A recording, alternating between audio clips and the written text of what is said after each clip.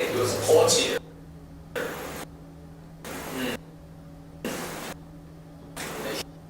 He was a minister. Okay, the favorite of Akbar, the great king. You know Akbar, right? Okay, good. We live in India. We should know the history of India. Okay, Akbar.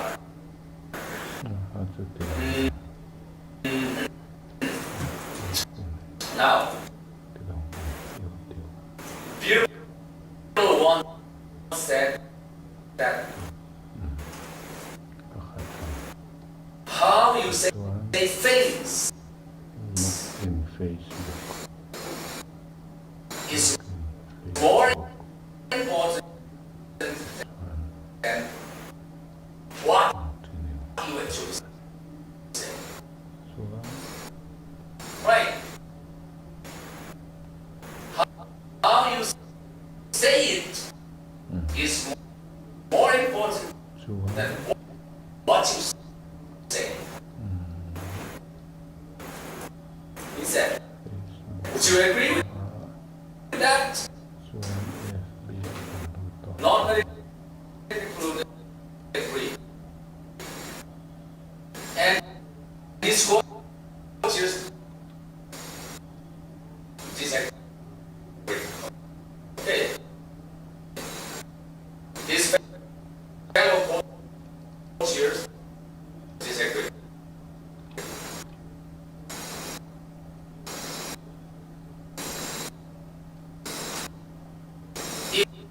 Even a bar came to know about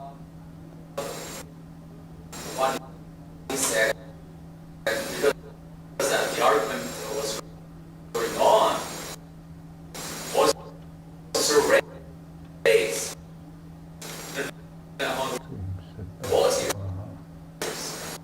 Some of bars said to you both improve your point. You said how you say things is more important than what you say. How could you do that? Because what you say should be more important than how you say it. Right?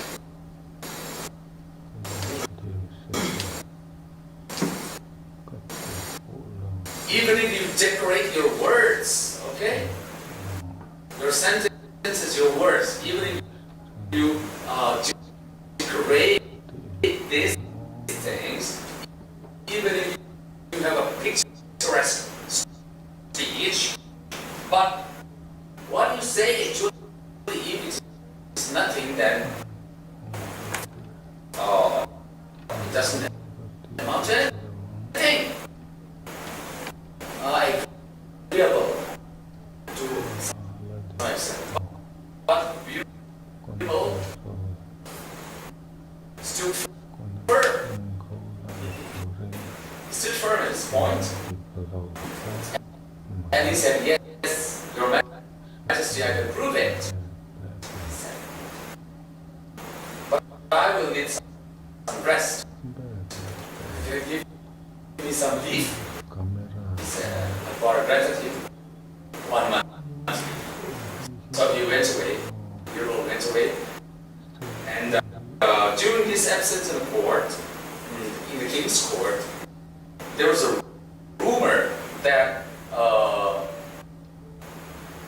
palmist from a faraway foreign country, a very famous one, is coming to the kingdom.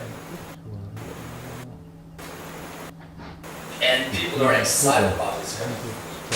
And then one final day, one eventful day, that palmist arrived at the court of the king. And took him immediately to the king, and the king was very excited about to see him. He said, oh, come, great man.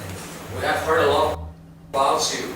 People are saying that all already predict from by reading the palms of people comes true. So I want to know what my future holds. Please take a look at my palm. And then the palm is read his palm, and he said, "Oh, this is very sad, Majesty. I'm so sorry to announce this, but this is the fact. You are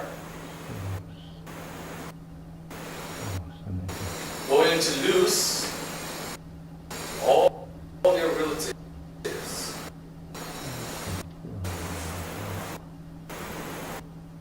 You are going to lose your relatives.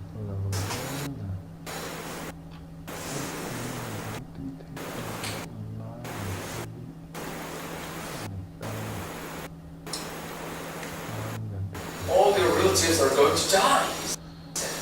So Akbar was furious.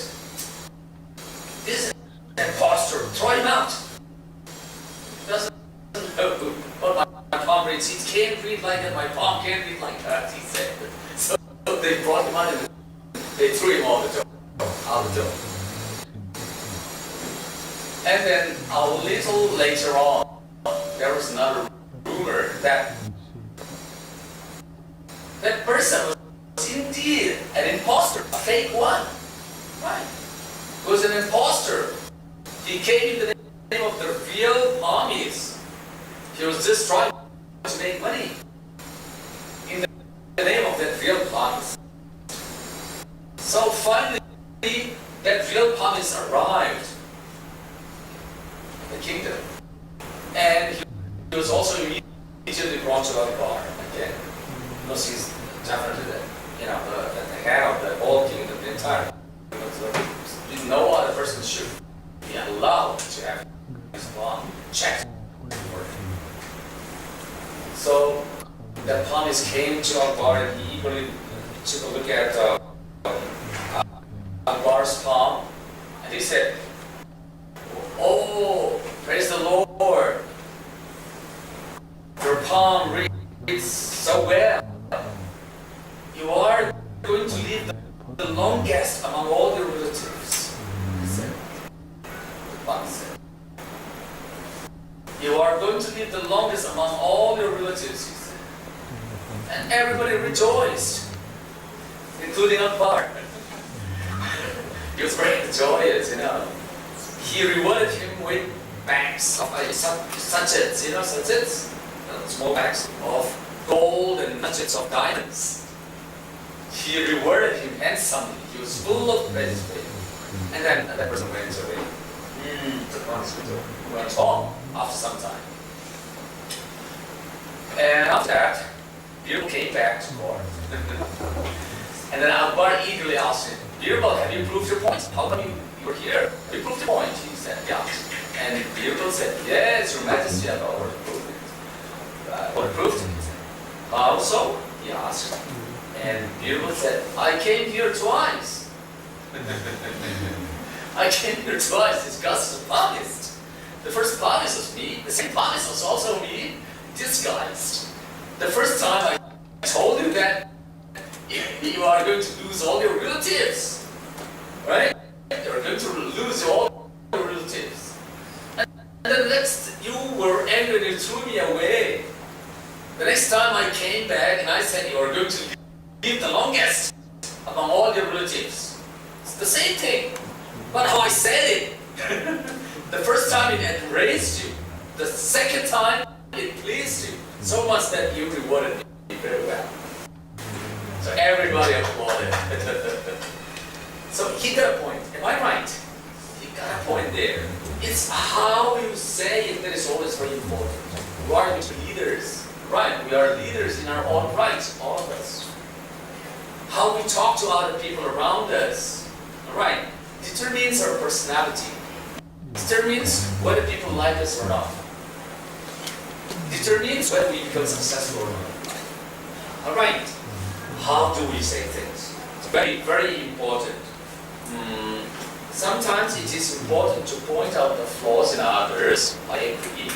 But even if you must point out the flaws in others, you have to remember these things. How do you put it out? best way is, we'll come again in the afternoon to this, but I will tell you in advance now. The best way is like this one, okay, like a sandwich. You know sandwich? Yeah, sandwich. Sandwich constructive criticism in between two good points. Okay, sandwich. Constructive criticism in between two good points. That is, start with a praise. Genuine praise, however, not toxic. Okay? Start with a praise and then bring in the criticism but make it constructive. Okay? And then close with a praise. Alright? That is how you want to bring out the flaws in others. If you must bring them out. Okay? Alright? You get my point? Praise first, criticism next, and praise ending. That way you will get the desired result. Sometimes leaders are so eager to make progress among the organization that they just abruptly come out vehemently scolding the organization members. Right? Some leaders do that. But although what they want is to lead the organization this way toward progress, but when they do it that way, when they don't know how to put forward constructive criticism to the point, then although they want to bring the organization this way, the organization farther goes down that way. Right? Am I right? So it's how you say things that is going to have more effect on people than what you actually say. Agreed? And is that going to be useful in life? I am teaching you life skills. These you can put into practice. Right? Put these into practice. You have siblings, younger siblings. Sometimes you have to reprimand them, right? You have to bring out the flaws in them. Now when you do that, be careful how you do that. Alright? Don't just shout at them anymore. Because I taught you. Right? I just taught you now. Don't just shout at them. Don't just order them around.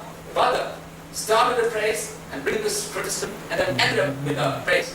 You will find many creative ways out to you. Alright? Alright? Keep in mind that. That's very good. Now, you need to compromise on opinions of views. Compromising. Sometimes, if you want to get along well with people, you need to compromise. Right? Don't always pack them. Alright, let me ask you one question. Which do you prefer seeing on the faces of others when you talk to them or when you are in contact with them? Smile or frown? Smile. Angry faces or happy faces? Happy faces. Alright, you want to see that? Are you sure? Okay. That being the case, smile yourselves. I just very, very clearly demonstrated that in front of you. I said, look at me all of you, and I, with a smile, with a big smile on my face, I said, keep looking, and your faces are like, see, your faces are like, and then suddenly I changed my face to a frown, to a serious face. I said, because I am going to teach you a very important thing. I said, with this face. And your faces were like, from here to automatically.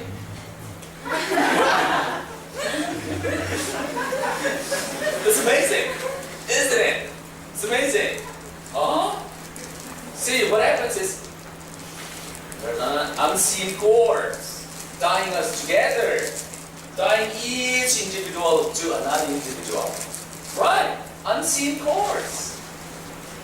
So, you want to see happy faces? Then you become happy yourself. Smile at people, they will smile back at you. Frown at people,